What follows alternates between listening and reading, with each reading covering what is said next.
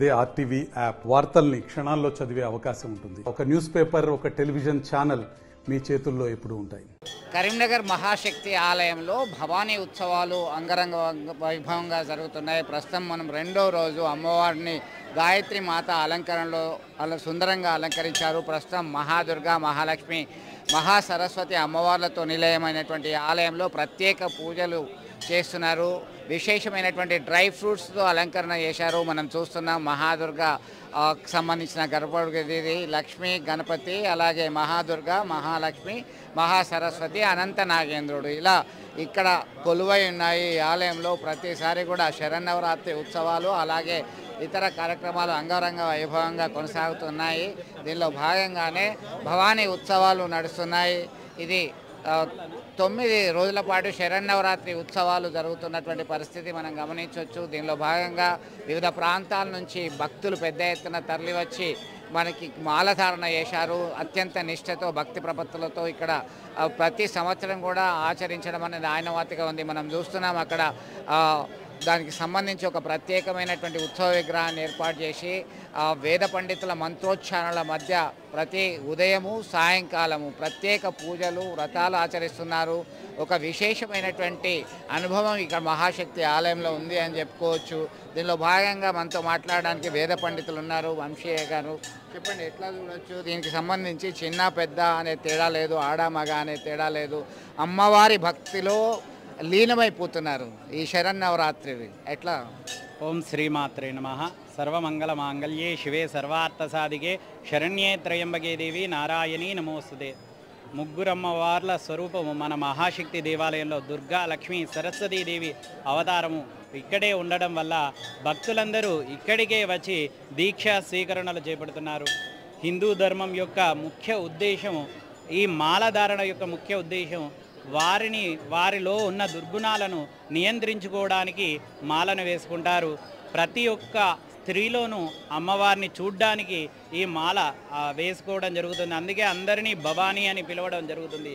అలా మాల స్వీకరణలు ఇక్కడ కరీంనగర్ పట్టణం నుండే కాక పలు జిల్లాల నుండి, ఇక్కడ దగ్గరలో ఉన్నటువంటి జిల్లాలన్నిటి నుండి వచ్చి ఆ మాలలను స్వీకరించి అమ్మవారి అనుగ్రహ కృపకు పాత్రులవుతున్నారు.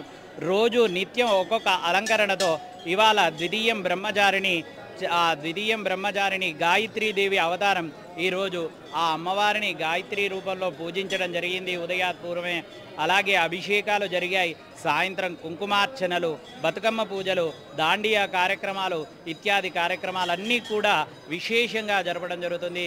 ఈ 9 రోజులు కూడా అమ్మవారిని విశేష అలంకరణలతో పూజించి రోజు ఒక రూపంలో అమ్మవారిని అర్చించి అలాగే కన్నముత్తైదువ కుమారి పూజను జరపడం, ఆ అమ్మవారి ప్రసాదాన్ని ఇవ్వడం, అలాగే రోజు కూడా విశేషమైనటువంటి పూజా కార్యక్రమాలు ఉంటాయి. లింగార్చనలు, చండీ యాగాలు, మరి విజయదశమి అందరికీ విజయాలు ప్రసాదించాలని అమ్మవారు విజయదశమి రోజు రాజరాజేశ్వరి స్వరూపంలో వచ్చి భక్తులందరినీ ఆశీర్వదించడం జరుగుతుంది.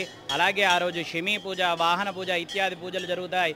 ఈ భక్తులందరూ కూడా చాలామంది వచ్చి అమ్మవారిని దర్శించుకొని అమ్మవారి అనుగ్రహ కృపకు పాత్రలవుతున్నారు. మొత్తం మీద విశేషమైనటువంటి పూజలు, వ్రతాలన్నీ కూడా ఆచరిస్తున్నారు. స్వామి ఎన్ని రోజులే బాలేసుకొని? మొదటిసారా? రెండోసారి. ఎట్లా అనిపిస్తున్నది?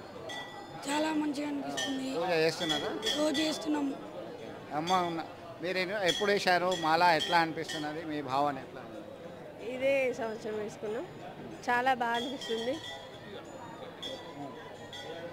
ఓకే, అంటే రోజు ఉదయం సాయంత్రం జపం చేసుకుంటున్నారు, దర్శనం చేసుకుంటున్నారు. ఇక్కడ వాతావరణం ఎట్లా ఉంది? ఇక్కడ వాతావరణం అంటే చాలా బాగుంది. మన తెలుగు సాంప్రదాయాలు ఇంకా ఉట్టిపడుతున్నాయని చెప్పవచ్చు. ఇంకా కరీంనగర్లో మన శక్తి టెంపుల్ అంటే ఇంకా చాలా ఫేమస్. మొత్తం మీద మీరు చెప్పండి ఎట్లా అనిపిస్తుంది? చాలా ప్రశాంతంగా ఉంది ఈ టెంపుల్లో మాత్రం. మన నిజంగా చెప్పాలంటే తెలంగాణలోని గొప్ప టెంపుల్ అనుకోవచ్చు ఇక్కడ కరీంనగర్లో. మొత్తం మీద ఒక ఆధ్యాత్మిక చింతనలో ఉన్నారు వీళ్ళందరూ కూడా. ఉదయం సాయంత్రం అన్నీ కూడా మాలధారణ చేసిన తర్వాత భక్తి ప్రపత్తులతో జపం చేసుకుంటున్నారు. మీరు ఎన్నోసారి మాలేశారు, ఎట్లా అనిపిస్తున్నారు? భవానీ, జై భవానీ. మనం వేసుకున్నది ఇదే ఫస్ట్ సార్ భవానీ.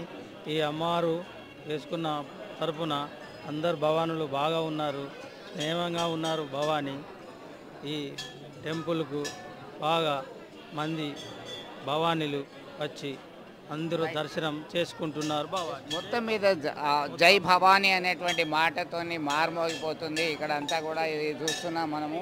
ఇలా ఒక్కసారి వెళ్దాము. దీనికి సంబంధించి ఒక ప్రత్యేక మంటపం వేసిండు, భద్రమండలి అంటున్నాం దీన్ని. ఈ భద్రమండలిలో భాగంగా ఒక ప్రత్యేక పూజలు వ్రతాలు చేసిన తర్వాత ఒక రోజు ముందు రోజే సిద్ధం చేసుకుంటున్నారు.